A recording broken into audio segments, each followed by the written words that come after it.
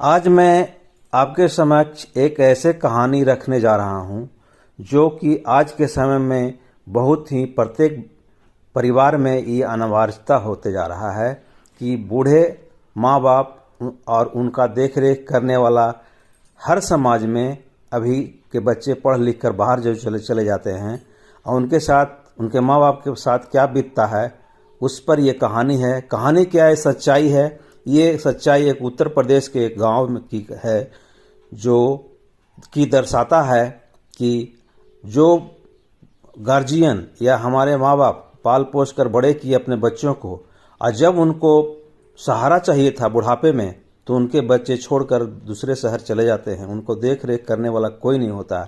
इसी पर आधारित मैं एक कहानी सुनाने जा रहा हूँ। कृपया सुने और इस कहानी से शिक्षा ग्रहण करें। यह कहानी एक छोटे से गांव में रहने वाले वृद्ध दंपति रामनाथ और जानकी की है। दोनों ने अपने जीवन का अधिकांश समय एक छोटे से खेत में खेती करते हुए बिताया था। रामनाथ और जानकी के 3 बच्चे थे। 2 बेटे सुरेश और विनोद और 1 बेटी सुमन थी। बरसों की मेहनत के बाद उन्होंने अपने बच्चों को अच्छी शिक्षा दी, जिससे वो शहर में अच्छी नौकरियों में लग गए।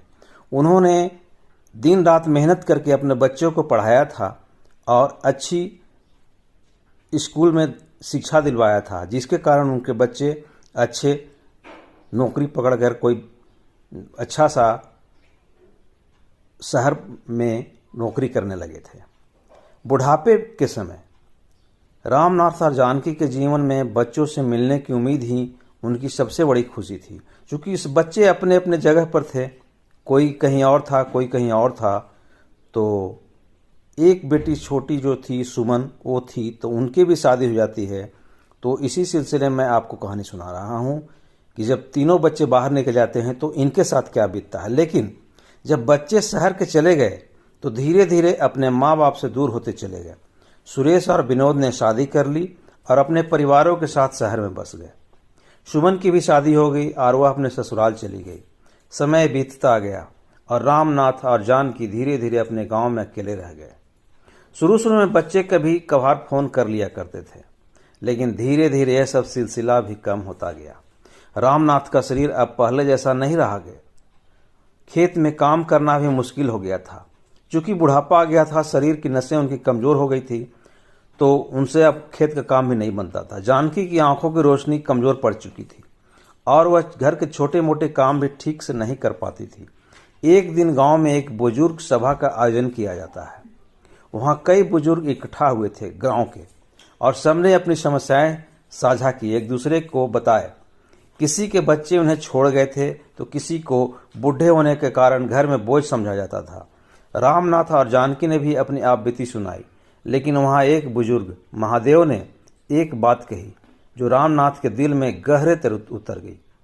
महादेव ने कहा, बुढ़ापा उस पेड़ की तरह होता है जो खुद अपने पैरों पर खड़ा रहकर अपने साए में दूसरों को पनाह देता है, पर अगर पेड़ दूसरों की उम्मीद में जिंदा रहे तो वह सूख जाता है। इस बात से रामनाथ और जानकी को सोचने पर मजबूर कर दिया। उन्होंने अब तय किया कि वह बच्चों की उम्मीद छोड़कर अपनी जिंदगी को अपने तरीके से जिएंगे। एक दिन रामनाथ ने गांव के मुखिया से बात की और अपने खेत के हिस्से को गांव के छोटे किसानों के बीच बांटने का निर्णय लिया, ताकि जो लोग बिना जमीन के थे वे उस पर खेती कर सके। इसके बदले में उन्होंने शर्त रखी कि जो भी जमीन पर खेती करेगा वह अपनी फसल का थोड़ा हिस्सा उन्हें देगा। यह सौदा गांव के लिए भी फायदेमंद था और इस तरह रामनाथ और जानकी के घर में फिर से अनाज और सब्जियां आने लगी। वहीं जानकी ने भी घर के पुराने कपड़ों से कंबल और चादरें बनाने का काम शुरू कर दिया। वह गांव की औरतों को सिखाने लगी कैसे पुराने कपड़ों से कुछ नया बनाया जा सकता है।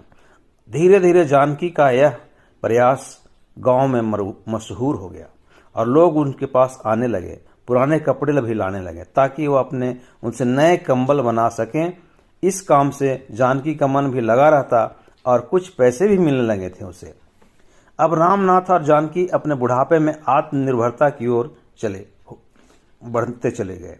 वे खुश थे क्योंकि उन्होंने अपने जीवन का उद्देश्य फिर से खोज लिया था। गांव में उनकी इज्जत और बढ़ गई थी। बच्चे जब भी कहीं फोन करते थे तो वे सिर्फ उनका हाल चाल पूछते और किसी शिकायत के बिना अपनी जिंदगी के बारे में बताते। एक बार सुरेश और विनोद ने सोचा कि वे अपने माँ बाप को अपने पास शहर बुला लेंगे, लेकिन रामनाथ और जानकी ने साफ मना कर दिया। उन्होंने कहा, हम ठीक यहीं पर हैं, तुम्हें चिंता करने की जरूरत नहीं है, हमें हमारे गांव में रहने दो, हमारी जिंदगी से प्यार है, हमारे गांव से प्यार है। समय के साथ रामनाथ और जानकी का स्वास्थ्य और कमजोर होता चला गया, लेकिन उनका आत्मविश्वास और दृढ़ता कभी डगमगाई नहीं। एक दिन जब रामनाथ की तबीयत बहुत खराब हो गई तो गांव के लोग इकट्ठा हो गए। डॉक्टर ने बताया कि रामनाथ के बचने की उम्मीद बहुत कम है।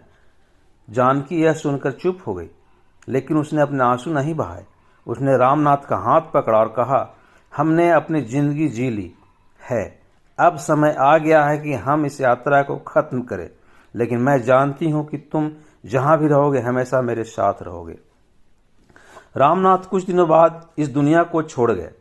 जानकी अकेली रह गई, लेकिन गांव के लोग उसका सहारा बने रहे। रामनाथ की मौत के बाद जानकी ने भी अपने बाकी जिंदगी गांव की औरतों को सिखाने और दूसरों की मदद करने में बिता दी। उसकी आंखों में अब भी वही चमक थी जो रामनाथ के साथ बिताए पलों की यादों से आई थी।